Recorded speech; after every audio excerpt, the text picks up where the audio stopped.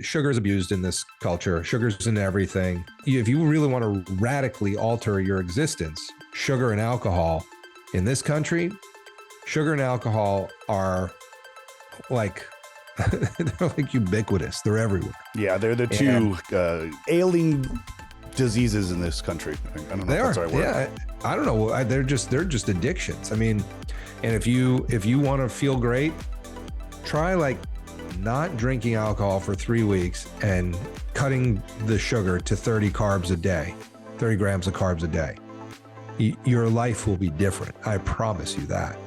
Welcome to the Invigor Medical Podcast, where our mission is to provide personalized medical care through scientifically backed education and wellness solutions. Dr. J, thank you for joining the Invigor Medical Podcast today. How the hell are you, man? I'm doing great. It's great to be here. Great to talk to you. It's been a while. Yeah, we've known each other for about 4 to 5 years now. We met when I was the director of production at a podcast company in Beverly Hills, and you, being a plastic surgeon in Beverly Hills, wanted to start a hockey podcast because that makes total sense. Can you elaborate why you're Dr. Hockey a little bit? Yeah, so the Dr. Hockey podcast, first of all, I'm a huge hockey fan, but I helped the Maloof brothers write their pitch to the NHL to get the Vegas Golden Knights. Mm-hmm. And after doing that, and they got the team, they pretty much used, everything I said to, talk to Bettman and the crew. And they said, it's a great pitch. You guys got the team. And, Joe called me and said, you got to do something with your hockey knowledge. How do you know what to say to the NHL to get a hockey team? He goes, if we'd used what we were planning, it wouldn't have hit. And you knew exactly what to say. I said, because everything in hockey is about the Stanley Cup, Joe. That's it. That's it. And so it went well. And he said, do something. So I started a podcast, and it was me when I was driving between Beverly Hills and Newport Beach talking about hockey into my voice recorder on my cell phone. And then I put it up on a podcast site. I remember listening to some of those when we first were introduced to each other, when we brought you over to the platform. That was that was fun. I mean, you were so passionate about it. We love to have you around. We loved having you there. Your podcast is still going good, the Dr. Hockey one, but you also have the Beverly Hills Plastic Surgeon Pod, which is really, really big. So can you tell us a little bit about that? Yeah, well, so after I start this podcast in hockey, I was like, I probably should take some real estate in Beverly Hills in the podcast world. Yeah. So we started the Beverly Hills Plastic Surgery Podcast, and I do it with my associate, Dr. Millicent Ravello, who's an incredible plastic surgeon. But also I find that, most of the people listening to the podcast are women, and they like to listen to Dr. Ravello. She's very brilliant, knowledgeable, and she comes at plastic surgery from a women's perspective, obviously. And it's really helpful, and people get sort of the point counterpoint from the two of us. We both look at it a little bit differently.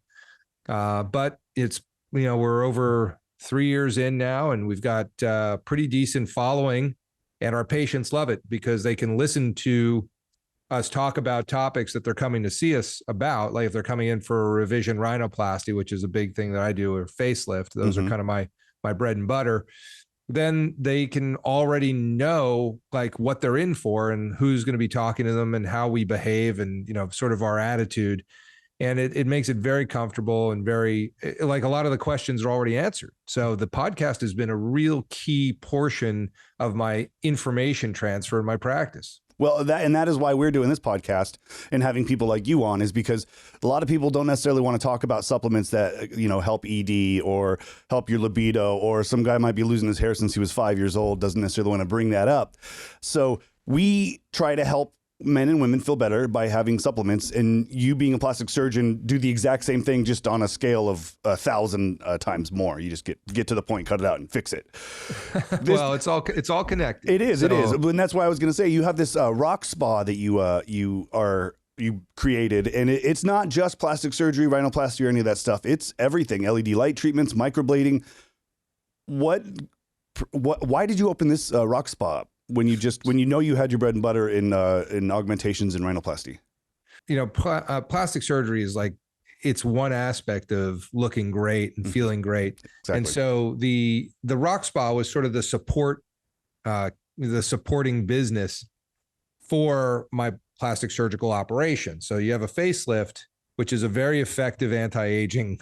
Yes. I mean, it's an incredible endeavor because the confidence boost of a facelift I mean, it's almost, it's probably the most powerful thing that I see in plastic surgery. It really, the patients don't even understand how effective it is, because they just kind of live their life after they get their facelift and they look great, but they don't realize that most of them lose 10 pounds and they don't diet. Most of them make more money and they don't do anything except just they are who they are.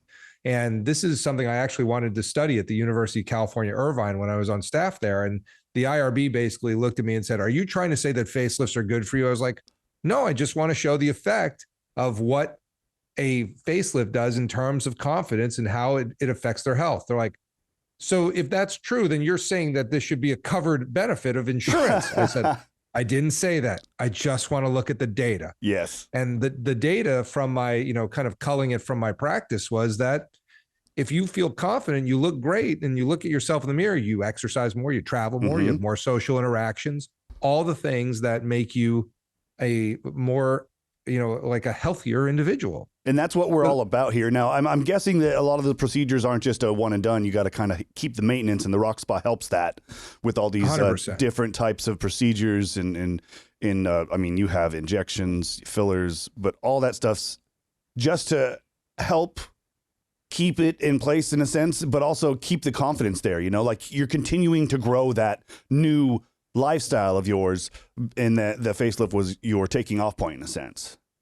100%. Or people come in through the Rock Spa to get, treatments, and they stay with us. I mean, I've been here in Beverly Hills now since 2005. I was at UC Irvine before that. I finished my training. I went to Cornell Med and then University of Pittsburgh for 7 years for my residency training program, and then out to UCI as a tenure track faculty. I left, came to Beverly Hills in 2005.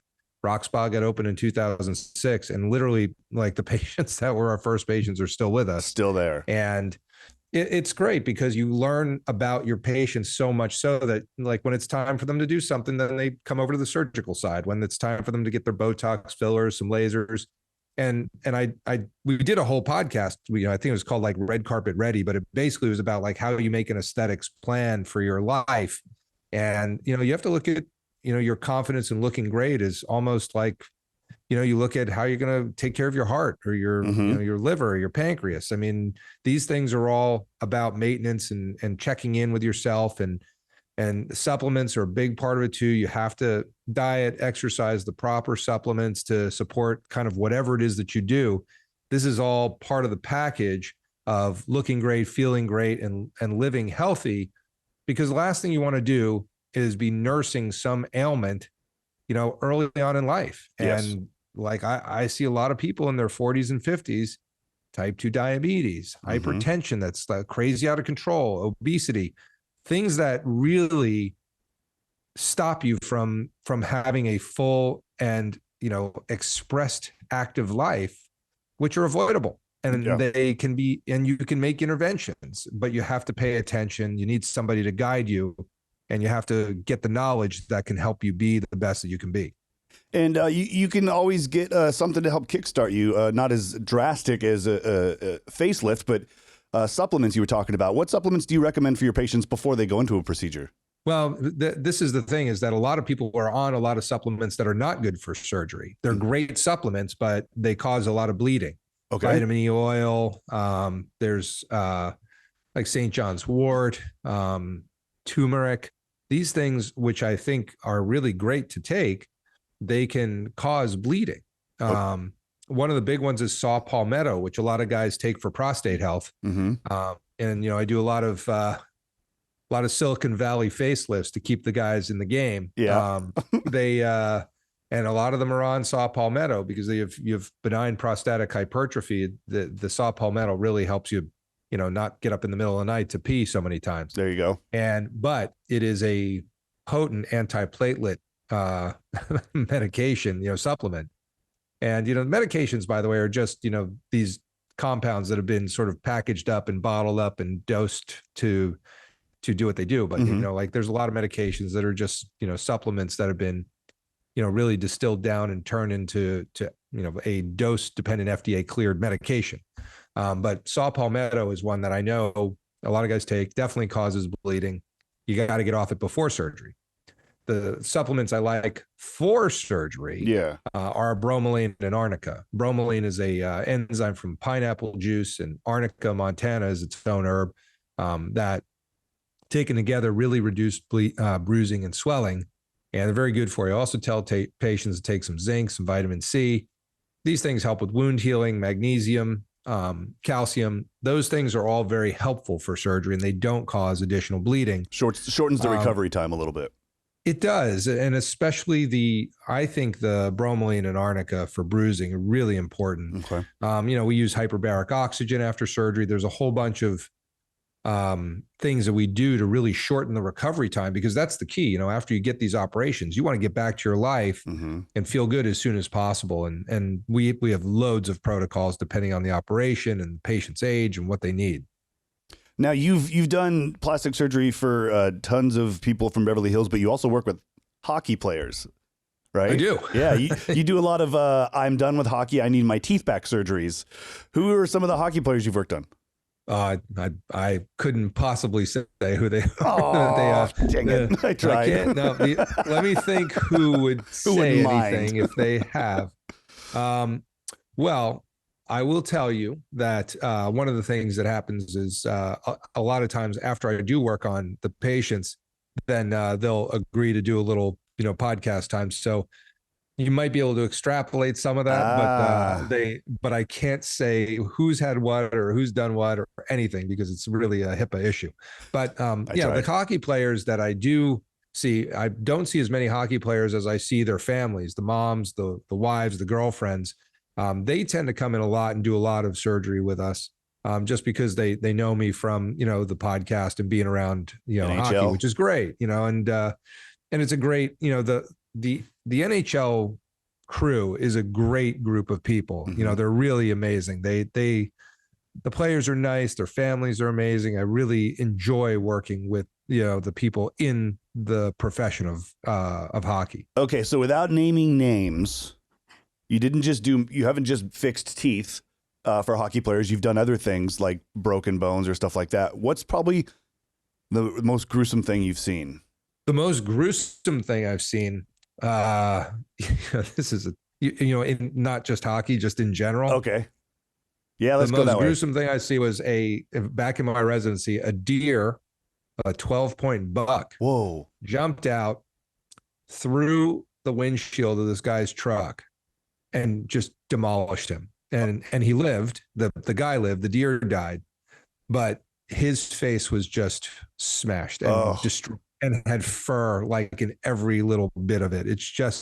It was the most awful situation. And we took him to the OR and fixed him up. And I mean, I just remember us kind of looking at this guy going like, how is he going to survive this? And that was where? That was when I was at the University of Pittsburgh. And this guy was out, in Westmoreland County somewhere. For those of you from Pennsylvania, it's like there's way more deer than people out there. That's gnarly. I didn't think it was going to be a deer involved with that story. I'll tell you that for sure. I mean, some of the hockey stuff that I've seen, because I do get those calls, but they're usually just run-of-the-mill facial lacerations. I think one of the most brutal injuries was a slap shot by Phil Kessel in the playoffs when they were playing the Blue Jackets, and Zach Werenski put out his stick to stop the puck, and the puck skipped off his stick and went right and gave him a nasty orbit fracture, the bones, the eye socket. I mean, it was pretty routine, but it was a bad injury. I mean, Zach did fine. He healed up great, and those things look awful when you see him, and it really looked bad, but it was a powerful slap. I mean, Phil Kessel's he's no slouch. He hits a slap shot. That thing's moving probably 90 miles per hour into your eye socket. And that is bad day. That's like getting hit by a fastball from Randy Johnson. Now you don't want that at all. It'll knock you out. So, I've always wondered this. I don't think I've ever asked you this, even though I've known you for a while. Why are you a plastic surgeon and not a hockey player?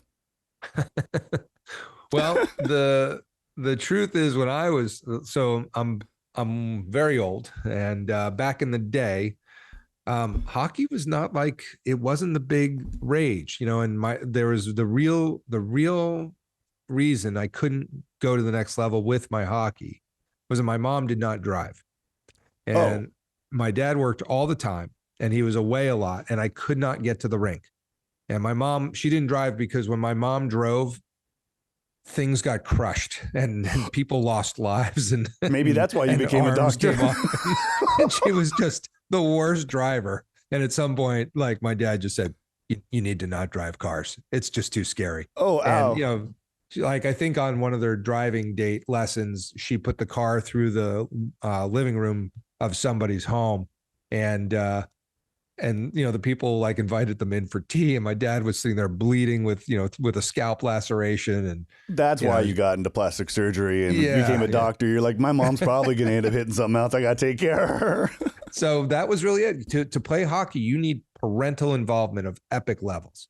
Yep. And I love skating. I loved hockey. I still do. I just can't, I can't sustain those injuries now because as a plastic surgeon, an injury for me just takes me out of action. Yeah. That's your livelihood and everything. It is. And I got to stay healthy. I don't jump out of planes. I ski still. My wife just cringes every time she sees me on the slopes, but you can't be a Fabergé egg, but at the same time, you went from jumping out of a plane to skiing. I mean, that's a big drastic. I mean, jumping out of a plane, at least you're not hitting the ground only once. I think there's something wrong with jumping out of a plane. Seems really like not like you're not supposed to do it, right? Like it's unnatural unless the plane's going down. Nah, not for me. Not for me. I'm cool with it. I'm gonna miss the whole skydiving thing. I have a fun, maybe when I'm like 90 or something. I'm like, so you're like, I'm not doing surgery anymore. Let's go. I've been Exactly. bungee jumping, but I haven't been skydiving yet. Ooh, I don't know. I could do that either. It looks like a back injury to me. I was younger. It'd probably be a back injury, maybe a knee injury or something too nowadays. Right, exactly. So you do the surgeries, do all this procedure stuff. Do you have any suggestions for supplements for people that can't necessarily afford some of these surgeries to help them feel better? I know we have some of them here, but I want to get your opinions. Yeah, I mean, I think, in general, people who take supplements tend to over supplement. And I think that's actually a danger. You want to be smart about how as Hippocrates said, let thy food be thy medicine. You want to be, maybe it was Plato, one of those guys, but that is the way that I look at it. Let thy food be thy medicine. So don't overdo it because too much of anything is bad for you. Mm-hmm. Being smart about like what might be missing in your diet. Well, like diets today are like processed foods are a little washed out of like, things like, heavy metals that you need to get a little bit of that you would get if you were, back in the, way before eating dirt, modern basically. day. Yeah. If you were eating dirt and eating, animals that ate dirt and eating whatever came off the trees or whatever, you'd get those heavy metals in your diet. Mm-hmm. So those kind of things where if you think about it, they are very helpful. Things that if you're a person that works out, well, then you start thinking about like, well, how do I support that? Do you need, glutathione? Do you need coenzyme Q? Do you need zinc? Things that are going to make you better, that are going to supplement the biochemical pathways in your body that you're going to rely on to do what you do. Mm-hmm. I don't take a whole lot of supplements. I take a B complex. I actually take prenatal vitamins because I figure if it's good enough for moms who are going to have a baby, it's probably good enough for me too. That's probably pretty smart. My wife never took them when she was pregnant either. Really? No, she just couldn't do it. It's just something with the pills. She couldn't swallow them. And I'm like, man, she was yellow when she gave birth to our last child. She had so little iron in her body. Oh, wow. No way. Yeah, it was gnarly. So like prenatal vitamins are like designed, like it makes it really easy to get the stuff that you need because they're like somebody's thought it through. And so I buy prenatals, I take a B complex, I take vitamin C, and that makes it real easy. And I'll take some zinc maybe a couple times a week and some coenzyme Q. But, that really helps a lot. And, I'm 54 years old and I work out and I can run and I do everything that I want to do. And I don't really have physical limitations, other than my total fear of, death from jumping out of an airplane. But other than that, I'm good. I can swim and do all the things. And I have some, joint aches from all the rugby I played. But I find that if you do those things, and if you do get those joint aches, then, look at whether some glucosamine is good for you. Like, but be smart. Don't like the over supplementation can really make you sick. And I've seen that, and I've seen it in a lot of I have a humongous practice of fitness models, like my breast augmentation and breast reconstruction and breast redo practice has gotten into the fitness community. And so I have a lot of these like very major league Instagram, fitness models that come into me to give them cleavage because they're so thin, and they're like, oh, my breast implants are too wide apart, and they're under the muscle, and I need them to be this. And so I learn about their physiology by operating on them. Yeah. And I think that, they too feel that supplements are important, but, a lot of them have supplement lines. I can, if you go on my Instagram, you'll see all these folks, and you can kind of look at their stuff. But, and I don't endorse any one over the other, but I have bought some of their products, and they're good. They've thought it through, and they work out like crazy, and they look like that. So people go, well, I want to look like that. I better take these supplements. But just don't take everything. Don't over supplement. Like here with Invigor Medical, we have a doctor call you. They only give you a certain amount per week. It's very critical and like everything set out for you. It's already pre-dosed and everything. So you get the instructions. You get once a week, whatever, whether it be Wegovy shot or Sermorelin or whatever you take. It's all broken down for you, so you can't. I mean, you could if you legitimately overdosed yourself, but it's set up so you can't.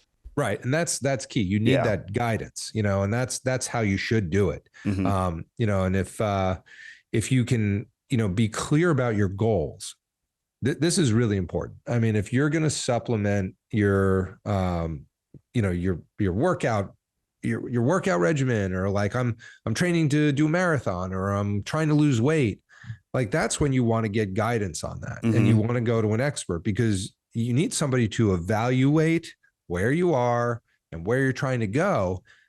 And then you can come up with those programs, because again, if you try to do it on, like it's like anything, you try to do it on your own and without guidance, you're going to be really disappointed in the results. But I find the supplements are key, and they're important. I've taken supplements since I was probably in high school, and it's made a difference, I'm sure. Supplements, people hear the word supplement, and some people will go off the deep end and think crazy things, but supplements are simple things like B12. Fish oil. B12 is great for you. Fish oil is great for you. Yeah, all 100%. Those things that are super simple, and some of them are over the counter. It's just you weren't necessarily prone to doing it when you were younger. So why did you when you're older? So yeah, these podcasts like Invigor Medical's podcast and the Beverly Hills Plastic Surgeon podcast are places to go to get some of this information if you're going to have a procedure or if you need some supplements. So we do a lot here. Now, this is just for me, this question. You do plastic surgery on women, you do augmentations. How do you do the men part? Oh yeah. Do you? For sure. Okay. Oh yeah. No, it's very common. 20% of men need some sort of, work in the, not just in the trunk, but in the chest. And a lot of men have, a lot of, breast tissue. If you go to most guys over 30, they'll have something that they're not happy with. Yeah. You can bust your ass all you want, try to lose weight, try to diet, but if it's actual breast tissue, it's not going away. And so with that operation, there's sort of a spectrum. Do you just need liposuction? Do you need an actual formal excision? Do you actually need skin taken off? I mean, if you lost a lot of weight. Yeah. Well, the advent of legal marijuana has made the man boobs much more common now. Oh. So there is a boom in gynecomastia, which is the technical term for it, because marijuana is very good at getting your breast to grow. Wow. Only in men? And only in men. That's a horrible. So it's like, why not right, in it women? should be the other way around, right? Yeah, like how come that doesn't work? Like, I mean, I don't even want to get into the technical reasons why, but I did not know that. That's something I learned today. So I'll write that down on my list of things I learned.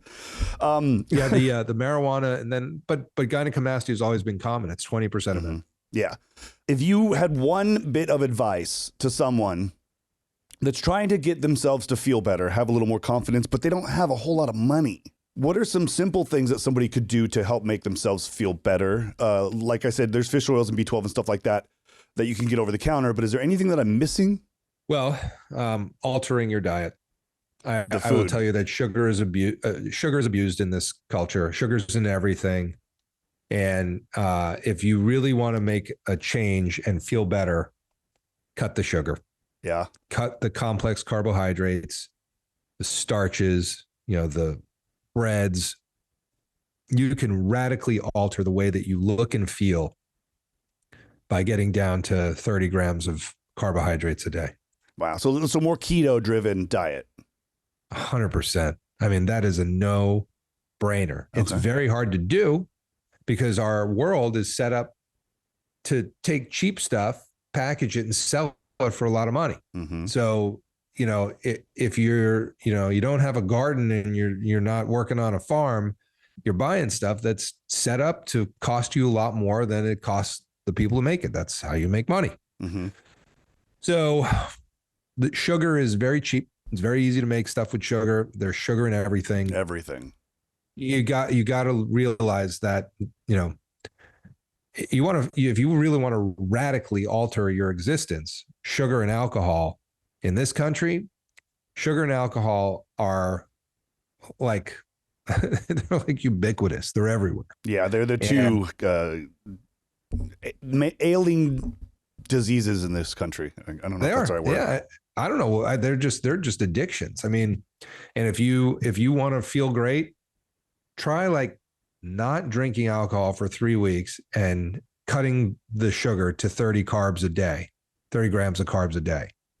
Your life will be different. I promise you that. And it's very hard to do, especially around like the holiday times. People make excuses. I tend to go after it the most at the holiday times, just because I know that if I don't, then I'm going to wind up looking at 10 pounds extra that, on January 2nd, I'll be like, all right, got to get back into it. Got to start it. So I actually attack the health kick during the holidays. That's smart. Without making excuses, because you still wind up cheating on it. You still wind up going to parties. You still wind up having stuff. Yep. But at least if you're conscious, if you're making conscious choices that like today, I'm going to really buckle down. I'm having chicken and salad and I'm having, egg whites and avocado for breakfast, and then if you have to go to that cocktail party because, it's a work thing or whatever, fine. So you have your glass of wine or glass of champagne. Mm-hmm. You lay off because you're now conscious. You're now thinking, and health is about choices. It's mm-hmm. about active engagement with your own health.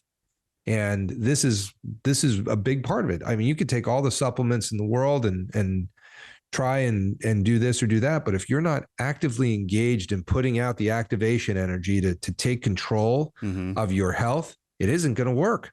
And you don't even have to ask why it's not working. You know why it's not working. Yeah. You just have to look yourself in the mirror and say, okay, I suck, recommit, get back on the horse and go forward again. And that's really the secret. But I mean, I hear every excuse in the book, and I'm sure you do too. Yeah. I mean, in baby steps too, I tell people all the time, don't go and try to stop eating meat, stop drinking soda, stop drinking beer, stop going out. Don't do it all at once. Just next time you go out, don't have the beer. Next time you go out, get the bun off the bread or off the burger or whatnot. Just take the baby steps to get going, because that's the hardest part, is getting into that rhythm, getting into that routine, and trying to get yourself into a better place in life. Now, the supplements help, but if you don't dedicate yourself, you're not going to complete anything. Active engagement.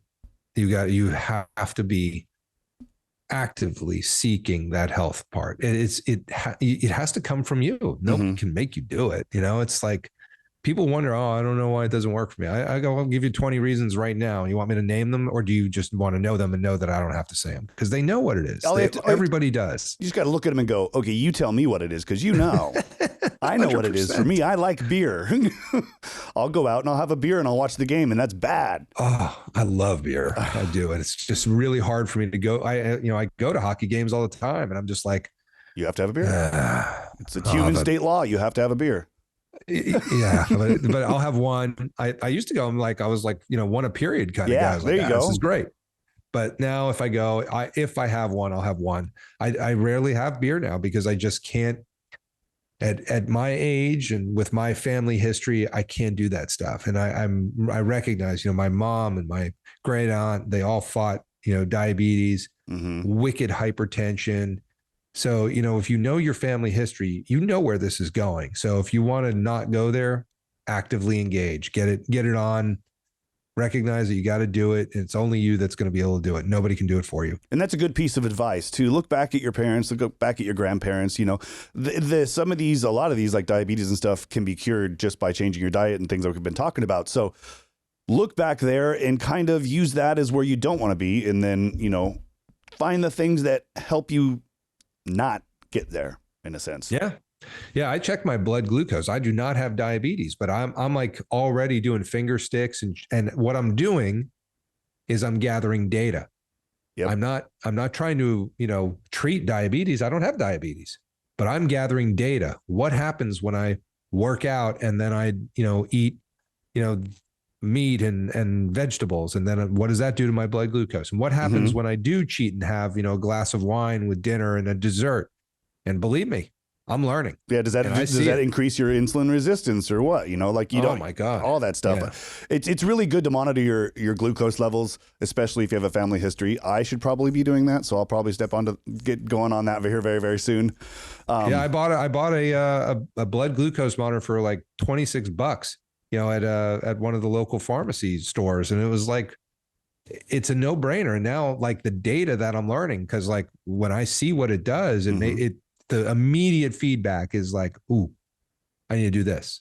Oh, even though the numbers aren't bad, but you see they're different.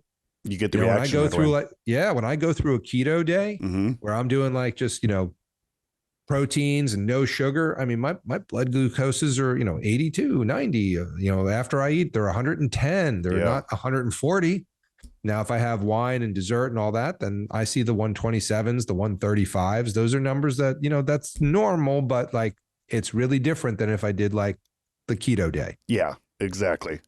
Everything affects your body in one way or another that you put into it or put on it. So just be conscious of that. That's all I could say, right? Absolutely. But make a plan. Understand that it is about taking the bull by the horns for yourself. Nobody's going to do it. Your doc's not going to do it. Your doc will give you, when you go to your doctor, and this happens for me too. I go to my doctor, looks at my numbers. Oh, I don't really like this. This looks good. Your cholesterol is that. It's very protective. You got a high, HDL, blah, blah, blah, blah, blah. And then she doesn't ever think about me again, but I do. And so it's my job then to the next time I show up there, have things be better. And so I have to actively engage to do that. If I don't, it's going to hell in a handbasket. And your life gets cut short for, all the reasons we know. And if you want to extend life and, keep your DNA intact and not get cancer and all those things that you're trying to avoid, so you have a good life and a good lifestyle, then you got to actively engage. And those are some of the best words of wisdom I could give to anyone. Dr. J, you have the Beverly Hills Plastic Surgery Podcast. You have the Dr. Hockey Podcast. You have the Rock Spa.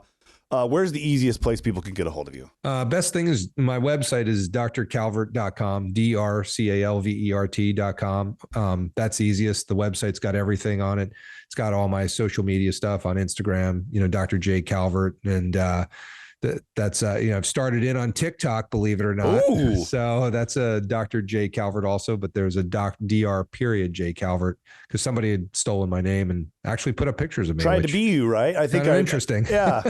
Well, could they dance with the dam? I mean, that's what TikTok's about, right? Definitely not. But they've used all my photos, so it's actually an ad for me. So I'll take it. Yeah, right. drcalvert.com, and we're in Beverly Hills, Newport Beach. All the phone numbers are there and everything. Love to hear from you.